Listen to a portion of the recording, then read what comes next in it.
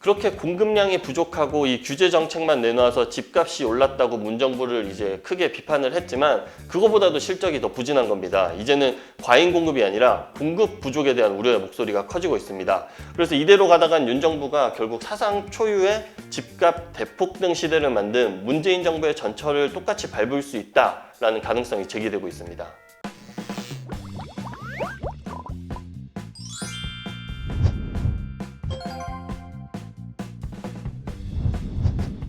급기야 대통령실까지 이제 나섰습니다. 바로 부동산 때문인데요. 이 정부가 추석 전에 이 부동산 공급 대책을 발표할 계획입니다. 이 용산까지 비상 대책을 발표하겠다고 이렇게 적극적으로 나선 건 그만큼 이 주택 공급 상황이 최근에 악화했기 때문입니다.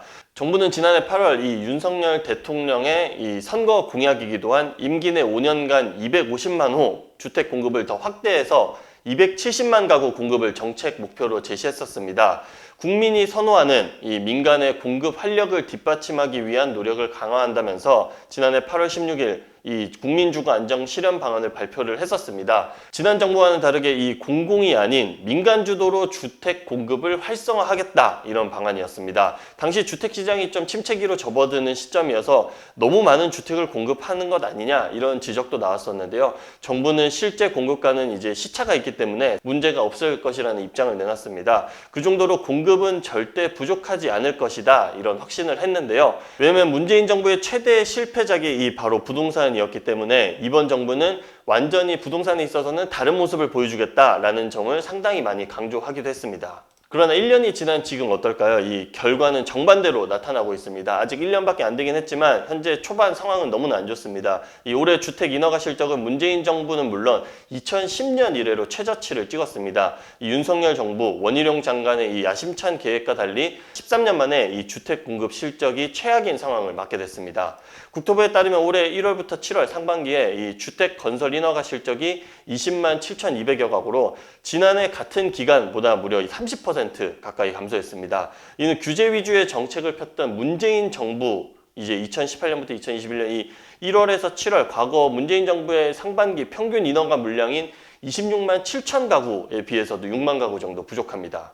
주택 인허가와 착공은 이 주택 공급의 선행 지표로 불립니다. 지금 이 인허가 착공 실적이 너무나 부진한데 이게 실제 입주가 이뤄지는 2, 3년 뒤엔 이 공급 물량 부족에 따라 집값 급등 우려가 나오고 있는 이유이기도 한데요. 이 주택 수요가 가장 큰 서울의 경우에 이 표에도 나와 있지만 1월부터 7월까지 착공 실적은 1만 3,700여 가구로 작년 같은 기간과 비교해서 무려 이제 68% 줄었습니다. 서울에서 착공 실적이 이렇게 엄청나게 줄어들고 있다는 것은 분명히 위험 신호이긴 합니다. 그렇게 공급량이 부족하고 이 규제 정책만 내놓아서 집값이 올랐다고 문정부를 이제 크게 비판을 했지만 그거보다도 실적이 더 부진한 겁니다. 이제는 과잉 공급이 아니라 공급 부족에 대한 우려의 목소리가 커지고 있습니다. 원인은 이 민간 건설사의 주택 인허가, 착공 실적이 급감하고 또 공공 분야인 이 한국토지주택공사 LH의 철근 누락 사태 등으로 이제 주택 공급 부족 우려가 현실화됐기 때문입니다. 즉 민간과 공공 이 두 군데 모두가 문제가 터진 건데요.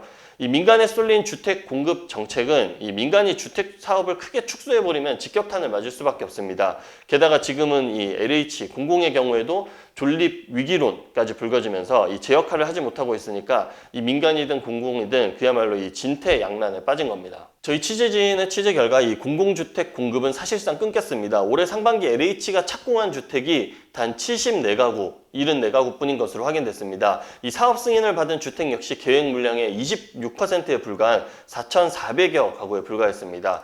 이 정부의 주택 공급 정책을 도맡다시피 하는 이 LH가 이 주택 공급량과 직결되는 주요 단계인 승인, 착공 면에서 이 업무 마비를 겪으면서 LH발 이 주택 공급 대란이 가시화하고 있는 겁니다. 문재인 정부와 윤석열 정부의 공통점이 있다면 아무래도 이 LH라는 골칫거리 공기업이 아닐까 생각합니다. 문 정부에서는 2021년에 이 직원 땅 투기 사태가 불거지더니 이번 정부 들어선 순살 아파트 논란이 이제 전방위적으로 확산했습니다. 이런 LH를 과감하게 해체하자니까 당장 이제 3기 신도시라든지 이런 부분에서 공공의 주택 공급을 수행할 조직이 현재 없고 또 가만히 두자니까 국민에게 또 무능한 정부로 비치는 이제 우려가 좀 나오고 있습니다. 그래서 이대로 가다간 윤 정부가 결국 사상 초유의 집값 대폭등 시대를 만든 문재인 정부의 전철을 똑같이 밟을 수 있다라는 가능성이 제기되고 있습니다. 지난 2020년 11월 이제 집값이 엄청나게 치솟았을 때 당시 김현미 전 국토부 장관이 이 국회 질의에서 유명한 발언을 합니다. 이 전세난 해결책으로 아파트를 공급해야 한다라는 이 의원들의 지적에 아파트가 빵이라면 밤을 새워서라도 만들겠다라고 답을 했습니다. 그래서 김 전 장관이 이제 전 정권을 탓하면서 이런 답변을 내놓자 뭐 빵뚜아네트 같은 소리다라는 조롱을 이제 온라인에서도 좀 많이 받기도 했는데 2023년 상반기를 지난 지금 이 현재의 부동산 시장을 보면 이 김 전 장관의 말이 다시 떠오르긴 합니다. 아마 원희룡 국토부 장관도 이 김 전 장관처럼 아파트를 빵처럼 찍어내고 싶은 심정이지 않을까라는 생각이 듭니다. 근데 이제 더 큰 문제는 이제 집값입니다. 이번 정부에서도 집값만큼은 또 확실히 잡겠다, 오르면 안 된다 이런 얘기를 많이 했었는데 작년부터 한풀 꺾이던 모습을 보이던 이 집값이 올해 1분기를 지나면서 또다시 이 상승 기류를 타고 있습니다. 서울 아파트 실거래는 2020년 최고점을 찍고 20% 이상 급락을 하긴 했으나 8월까지 현재 4개월 연속 상승 중입니다. 이 부동산 스태그플레이션으로 분양 물가가 오르고 분양가가 오르고 있고 이 기존 주택 집값도 이제 덩달아 오르고 이 집값이 또 오르자 내 집 마련 수요가 빚을 내서 집을 사는 이 패닉 바잉도 조금씩 살아나고 있는 그런 상황입니다. 이 심상치 않은 조짐을 보이면서 정부는 다급하게 추석 전에 주택 공급 대책을 내놓겠다고 발표를 했습니다.